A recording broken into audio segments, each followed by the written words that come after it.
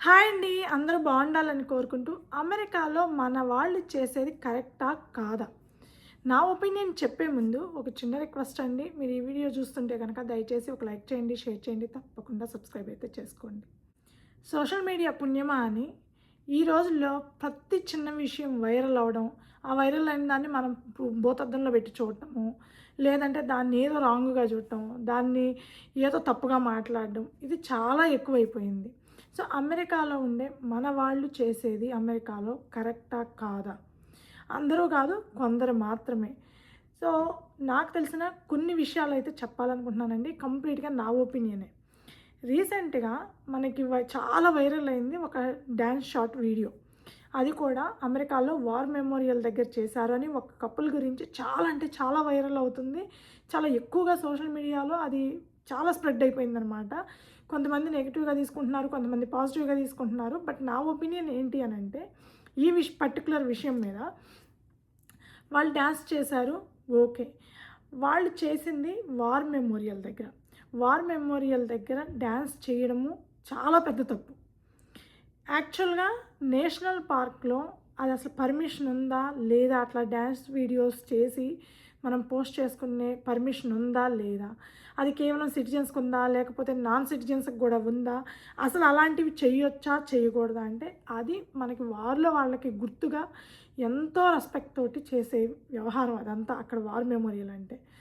వాళ్ళని కించపరిచే విధంగా మనము ఏ కుప్పిగంతులేసి 4 ఇష్టారాజ్యంగా ఏది పడితే అది చేయడం అనేది ఖచ్చితంగా తప్పే. ఇప్పుడు మనకి ఇండియాలో గూడా ఉందండి వార్ మెమోరియల్.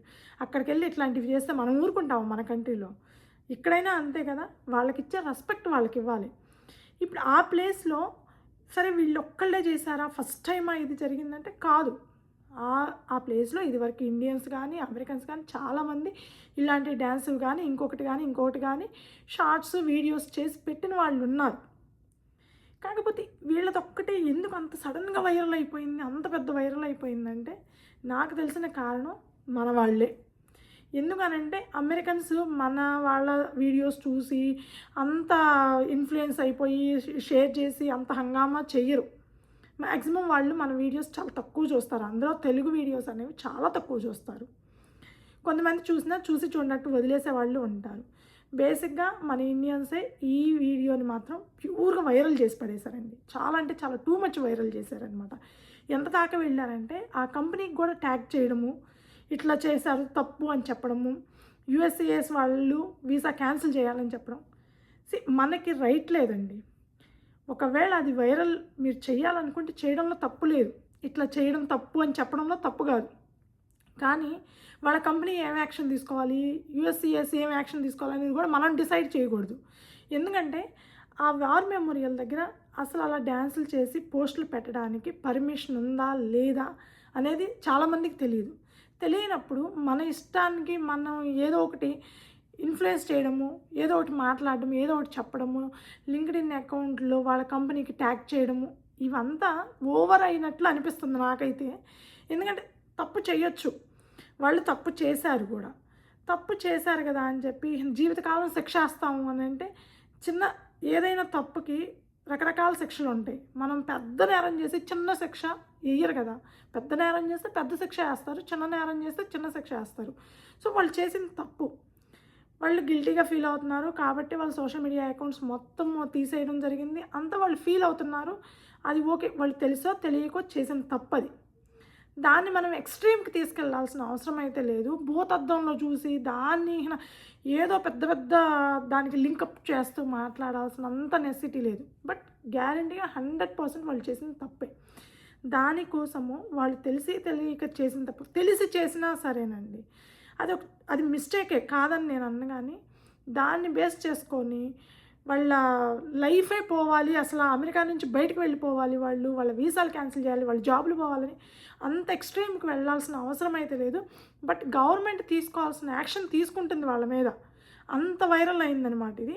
దీనికి మన వాళ్ళే కారణం. ఇలా వీళ్ళొక్కళ్ళే కాదండి. చాలామంది రకరకాల సిట్యుయేషన్‌లో రకరకాలుగా సోషల్ మీడియాలో విపరీతంగా ప్రతి చిన్న విషయాన్ని భూతద్దంలో పెట్టి చూడటము, దాన్ని ఇంకా వైరల్ అవ్వాలని కోరుకుంటూ చేయడము కొంతమంది, ఇలా జరుగుతూనే ఉంది. సో, వాళ్ళు చేసిన తప్పుకి వాళ్ళు సంహౌ వాళ్ళ అకౌంట్స్ అన్నీ డిలీట్ చేసుకోవడం, జాగ్రత్తగా ఉండడం స్టార్ట్ చేశారు. దాన్ని మనం ఇంకా ఎక్స్ట్రీమ్‌కి తీసుకెళ్తున్నాం అంటే మనది కూడా తప్పయ్యే అవకాశమే ఉంటది కదా! సో, వార్ మెమోరియల్ అనే కాదు, ఏ నేషనల్ పార్క్‌లోనైనా సరే ఎక్కడ మనం ఏం చేయాలో తెలుసుకొని చేయడం అనేది మినిమమ్ మన బాధ్యత. అమెరికాలో మన వాళ్ళు చేస్తున్న పెద్ద తప్పుల్లో ఇదొక తప్పండి. ఎక్కడ ఎలా ఉండాలి, ఎక్కడ ఏం చెయ్యాలి, ఏం చెయ్యకూడదు అనేది మినిమమ్ నాలెడ్జ్. ఇక్కడ ఇది చేయొచ్చు, ఇక్కడ ఇది చేయకూడదని తెలుసుకొని చేస్తే అదొక పద్ధతిగా ఉంటుంది. అలా కాకుండా మన ఇష్టానికి మనకి బాడీ ఉంది, మనకి డ్యాన్స్ వచ్చు, మనం ఎక్కడైనా ఫ్రీగా చేసేయొచ్చు, ఇది అమెరికా కాబట్టి ఎక్కడైనా ఫ్రీడమ్ ఉండిద్ది అనుకుంటే అది చాలా పెద్ద తప్పు. అది వార్ మెమోరియల్ కాబట్టి ఆ ప్లేస్కి ఇచ్చే రెస్పెక్ట్ అది ఏ కంట్రీ అయినా సరే మనం కంపల్సరీ ఇవ్వాలి. మనం ప్రతి కంట్రీ ఫ్లాగ్కి ఎట్లయితే రెస్పెక్ట్ ఇస్తామో అలాగే ప్రతి కంట్రీలో మిలిటరీ వాళ్ళకైనా నేవీ వాళ్ళకైనా ఎట్లాగైతే రెస్పెక్ట్ ఇస్తామో వాళ్ళకి గుర్తుగా ఉన్న వార్ మెమోరియల్కి కూడా అంతే రెస్పెక్ట్ ఇవ్వాలి. అలా రెస్పెక్ట్ ఇవ్వకుండా మన ఇష్టానికి మనం చేయకూడదు. దట్టు ఇంకొక చిన్న విషయం అండి, మన ఇంట్లో మనం ఏమైనా చేయొచ్చు, తప్పులేదు. మన ఇంట్లో మనం ఎగరొచ్చు, దూకొచ్చు, దుమ్కొచ్చు, పడుకోవచ్చు, కూర్చోవచ్చు, నవలొచ్చు, తినొచ్చు, ఏమైనా చేయొచ్చు. కానీ పక్కింట్లోకి వెళ్ళి మనం ఎగురుతామంటే ఊరుకుంటారా? పక్కింట్లోకి వెళ్ళి మనం ఇష్టారాజ్యంగా బతుకుతామంటే ఊరుకుంటారా? ఇది కూడా అంతే కదా. సేమ్ అలాగే మనం పక్క కంట్రీకి వచ్చినప్పుడు మన హద్దుల్లో మనం ఉండటం అనేది చాలా అంటే చాలా అవసరం. సో నా ఒపీనియన్లో అయితే ఈ పర్టికులర్ ఇన్సిడెంట్ గురించి వాళ్ళు చేసింది 100% తప్పు. కానీ దానికి మించి పనిష్మెంట్, వాళ్ళు చేసిన తప్పుకి మించిన పనిష్మెంట్ ఇవ్వాలి అనుకోవడం కూడా అంతకంటే పెద్ద తప్పే. సో ఇది ఒకటి. రెండవది, మన వాళ్ళు చేసే షాప్ లిఫ్టింగ్లు, దొంగతనాలు, దోపిడీలు ఇలాంటి వాటి గురించి. ఈ మధ్యకాలంలో ఒకప్పుడైతే ఇవి లేవు కానీ ఈ మధ్యకాలంలో ఇండియన్స్వి విపరీతంగా స్ప్రెడ్ అయిపోతున్నాయండి. షాప్ లిఫ్టింగ్లు అనేవి చాలా ఎక్కువైపోయినాయి. ప్రతి వాళ్ళు టూరిస్ట్ వీసా మీద, ఇంకొక వీసా మీద, స్టూడెంట్ వీసా మీద వచ్చిన వాళ్ళు కూడా కొంతమంది, అందరూ కాదులేండి, ఇప్పుడు 1000 మంది వచ్చారనుకోండి, ఒక్కళ్ళు చేసినా అదిగో ఇండియన్ అని అంటారా లేదా? సో ఆ రిమైనింగ్ ఇండియన్స్ అందరికీ అది ఆపాదించబడుతుంది. అలా చాలామంది ఈ మధ్యకాలంలో షాప్ లిఫ్టింగ్లు చేయడం, దొంగతనాలు చేయడం, ఇండియా పరువు తీయడానికే అమెరికాకు వస్తున్నారా అన్నట్టుగా విపరీతంగా అవుతున్నాయి అవి. ఈ మధ్యకాలంలో కూడా నేను చూశాను, ఒక ఫ్యామిలీ మొత్తం అదేదో టార్గెటెడ్గా వచ్చినట్లున్నారు. వైఫ్, హస్బెండ్, సిస్టరు అందరు కలిసి టార్గెటెడ్గా వచ్చి మరి షాప్ లిఫ్టింగ్లు చేస్తున్నట్లున్నారు. సో అలా చేయడం అనేది, అలా చేస్తే ఇప్పుడు వాళ్ళది సోషల్ మీడియాలో అది వైరల్ అయింది, అది వాళ్ళ ఒక్కళ్ళ వరకే అవుతుంది. ఇట్లా చేస్తే అమెరికన్స్ ప్రతి ఒక్కళ్ళు, ఇండియన్స్ ప్రతి ఒక్కళ్ళు అనే దాకా వస్తుంది అనమాట సిచ్యువేషన్. సో ఇలాంటివి చేస్తే ఉన్న వాళ్ళకి ఇబ్బందే, రాబోయే వాళ్ళకి ఇబ్బందే, అందరికీ ఇబ్బంది అయ్యేటట్టు, ఇండియాకి ఇబ్బంది అయ్యేటట్లుగా తయారవుతున్నారనమాట. మూడవది, ఫ్రాడ్లెంట్ యాక్టివిటీస్. ఇవి ఎంత ఎక్కువ అవుతున్నాయి అంటే అమెరికాలో ఫ్రాడ్లెంట్ యాక్టివిటీస్ చాలా అంటే చాలా ఎక్కువ అవుతున్నాయి. అందులో ఇండియన్స్ ఇన్వాల్వ్మెంట్ అవ్వడం అనేది ఇంకా వరెస్ట్ థింగ్ అండి. ఓల్డ్ ఏజ్ పీపుల్ని మోసం చేయడానికి, వాళ్ళని బ్లాక్మెయిల్ చేయడానికి, అమెరికన్స్ని వాళ్ళకి ఏం తెలియదు కాబట్టి చాలా ఈజీగా మోసం చేసి వాళ్ళ దగ్గర నుంచి డబ్బు, బంగారం రూపంలో వసూలు చేయడము చాలా అంటే చాలా పెద్ద తప్పు. దానికి ఇండియన్స్ కొంతమంది ఇన్వాల్వ్ అవ్వడం అనేది, కొంతమంది అంటే వెరీ మైల్డ్ పీపులేనండి, చాలా తక్కువ మంది ఇన్వాల్వ్ అవుతుంది. కానీ అవుతున్నారా లేదా? ఇలాంటివి జరిగినప్పుడు ఏంటంటే అగైన్ అందరినీ అనుమానిస్తారనమాట. ఎవడో ఒకటి చేసిన పనికి అందరినీ అనుమానించడం మొదలు పెడతారు. దీనికి బెస్ట్ ఎగ్జాంపుల్ ఏంటంటే మనకి వాల్మార్ట్, కాస్ట్కో లేకపోతే ఇంకొక ఏదైనా సూపర్ మార్కెట్స్కి వెళ్తే, ఇదివరకే నేను అబ్జర్వ్ చేసిన దాని ప్రకారం, నేను వచ్చిన కొత్తల్లో అసలు ఎవరు చెక్ చేసేవాళ్ళు కాదు. బిల్స్ కానీ ఏమి చూపించమని అడగడం కానీ, కౌంటర్ దగ్గర అగైన్ చెక్ చేయడం కానీ ఇవి ఏమి చేసేవాళ్ళు కాదు. ఈ మధ్యకాలంలో నేను అబ్జర్వ్ చేసింది ఏంటంటే, కాస్ట్కోకి వెళ్ళండి, లేదంటే వాల్మార్ట్కి వెళ్ళండి, లేదా ఇంకేదైనా సూపర్ మార్కెట్కి వెళ్ళండి, ఇక్కడ చాలా వరకు బిల్స్ చెక్ చేస్తున్నారు. ఫస్ట్ థింగ్, మనం బయటకు వచ్చే ముందు కాస్ట్కోలో ఎప్పటి నుంచో ఉంది, కాకపోతే కాస్ట్కోలో ఏంటంటే కౌంటర్ దగ్గర కూడా బిల్ చెక్ చేస్తున్నారు. అంటే మనం కౌంటర్లోకి వెళ్ళకుండా సెల్ఫ్ చెక్-ఇన్లోకి వెళ్తే అక్కడ మనది అయిపోయిన తర్వాత అక్కడ ఉండే వాళ్ళు చెక్ చేస్తున్నారు. ఈ మధ్యకాలంలో నేను అబ్జర్వ్ చేశాను అనమాట. సో అలా సరే, ఇండియన్స్ ఒక్కళ్ళే చేస్తున్నారా, అందరినీ చేస్తున్నారా అంటే అందరినీ ఏం చేయట్లేదండి. వాళ్ళు ఇండియన్స్ని ఖచ్చితంగా చేస్తున్నారు, అమెరికన్స్ని కొంతమందిని చేస్తున్నారు, కొంతమందిని చెక్ చేయట్లేదు. అది వాళ్ళ చాయిస్ అనమాట. బట్ ఇండియన్స్ మాత్రం అందరినీ చెక్ చేస్తున్నారు. ఎందుకంటే మన స్కిన్ కలరు మనం ఉండే విధానం వేరు కాబట్టి ఆటోమేటిక్గా వాళ్ళకి తెలిసిపోయింది కాబట్టి చెక్ చేస్తున్నారు. ఈవెన్ వాల్మార్ట్లో కూడా అమెరికన్స్ని చెక్ చేసినా చేయకపోయినా ఇండియన్స్ మాత్రం ఖచ్చితంగా చెక్ చేస్తున్నారు భయంకరంగా. ప్రతి ఒక్కళ్ళని చెక్ చేస్తున్నారనమాట. బిల్లు చూసి బిల్లులో ఉన్న ఐటమ్స్ చూడడం అవన్నీ చేస్తున్నారు. నేను అబ్జర్వ్ చేశానమాట ఈ మధ్యకాలంలో.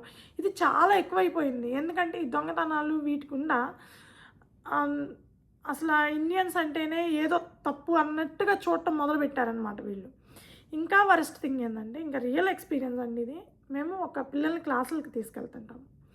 సో క్లాసులకు తీసుకెళ్ళినప్పుడు మేము అక్కడ కూర్చోడానికి సిట్టింగ్ ఉంటుంది. సో పర్ రోకి వచ్చేసి 5-6 మెంబర్స్ కూర్చోవచ్చు అనమాట. సో అలా కంటిన్యూస్గా ఉంటాయి అన్నమాట సీట్లు. చైర్లో కూర్చుంటే రీసెంట్గా నేను అబ్జర్వ్ చేసింది ఏంటంటే, సో నేను కూర్చొని ఉన్నాను, నా పక్కన ఒక కొరియన్ వచ్చి కూర్చుంది. ఆ తర్వాత కాసేపు తర్వాత ఒక 10 మినిట్స్ తర్వాత వెనక ఒకళ్ళు వచ్చి కూర్చున్నారు ఇండియన్స్. నాకు విపరీతమైన స్మెల్ వస్తుంది, చద్ది గబ్బు కొడుతుందనమాట. ఏంది ఇక్కడ నేను ఆమె నాకెళ్ళి చూస్తుంది కొరియన్, నేను ఆమె కళ్ళు చూస్తున్నాను అనమాట. ఆ స్మెల్కి వెనక్కి గమనించట్లేదు, మేము ఎంతసేపటికి వెనక్కి చూడటంలో ఇద్దరమే.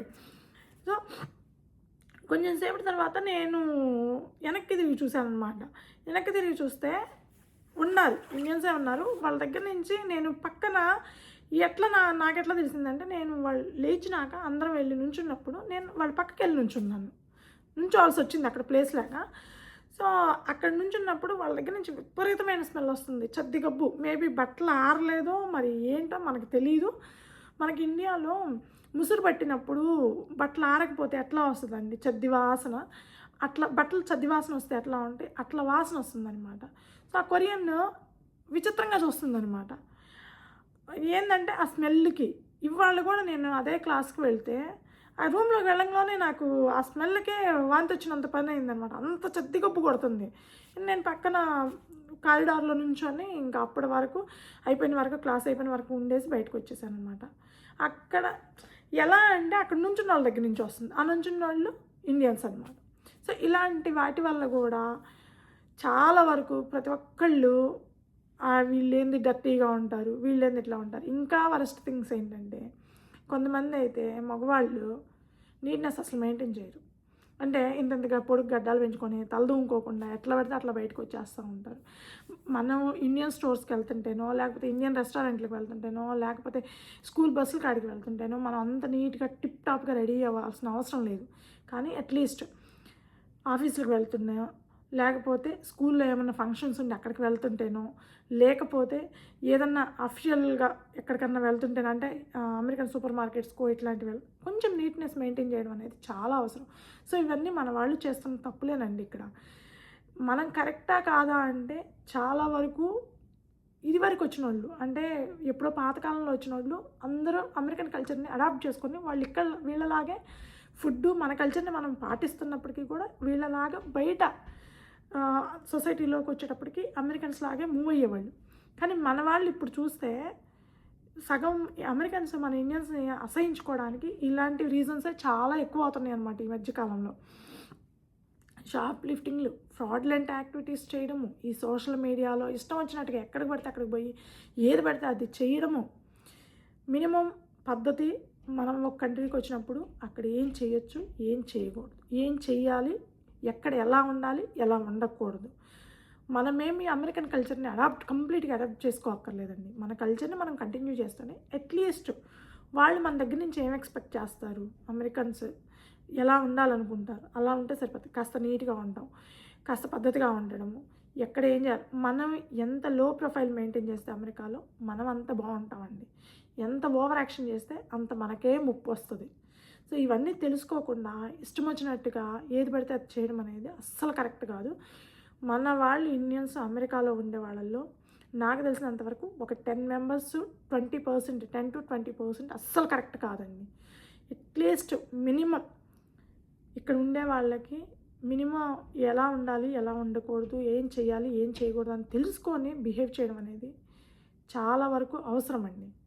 రిమైనింగ్ పీపుల్ అంటారా, కొంతమంది హాఫ్ అండ్ హాఫ్, అటు ఇటు కొంచెం ఓకే, కొన్ని విషయాల్లో బాగుంటారు, కొన్ని విషయాల్లో అట్లా ఇట్లా ఉంటారు. రిమైనింగ్ 50% అన్ని విషయాల్లో బాగుంటారు, చాలా డీసెంట్గా బిహేవ్ చేస్తారు, అన్నీ ఉంటాయి, రకరకాలుగా ఉంటాయి అన్నమాట. బట్ ఇక్కడ నేను అబ్జర్వ్ చేసింది ఏంటంటే అండి, మనం వేసుకునే బట్టలను బట్టి ఇండియాలో కూడా అలాగే ఉందిలేండి. ఇప్పుడు మనం వేసుకునే బట్టలను బట్టి మన మనల్ని రెస్పెక్ట్ ఇవ్వడం, మనతోటి మాట్లాడడం, మనతోటి బిహేవ్ చేయడం ఉంటుంది. అమెరికన్స్ ఎవరైనా సరే అవుట్ఫిట్ అనేది, నీట్నెస్ అనేది మనం ఎట్లా ఉంటే వాళ్ళు అంత రెస్పెక్ట్ ఇస్తారు.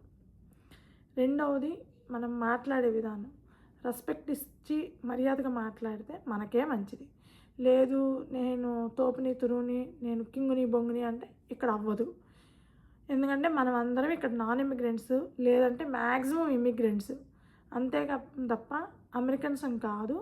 బై బర్త్ సిటిజన్స్ అయినా కూడా పేరెంట్స్ ఇండియన్సే కాబట్టి సో మనం ఇండియన్స్మే అవుతాం మ్యాక్సిమం. ఇప్పుడు ఇక్కడ పుట్టి పెరిగి వాళ్ళు పెద్దోళ్ళు అయితే అది వేరండి. కానీ రిమైనింగ్ వర్క్ చేయడానికి వచ్చేవాళ్ళు ఏ వీసా మీదైనా సరే, స్టూడెంట్స్ అయితే ఎక్కడ ఎలా ఉండకూడదో అలా ఉంటారు కొంతమంది. అంత దారుణంగా ఉంటుంటారనమాట. సో మనం అమెరికాలో మన వాళ్ళు ఉండే పద్ధతుల్లో కొన్ని కరెక్ట్ అండి, కొన్ని మాత్రం అస్సలు కరెక్ట్ కాదు. కొన్ని విషయాల్లో మనం జాగ్రత్తలు తీసుకోవాలి, కొన్ని విషయాల్లో జాగ్రత్తలు తీసుకోకపోయినా పర్లేదనమాట.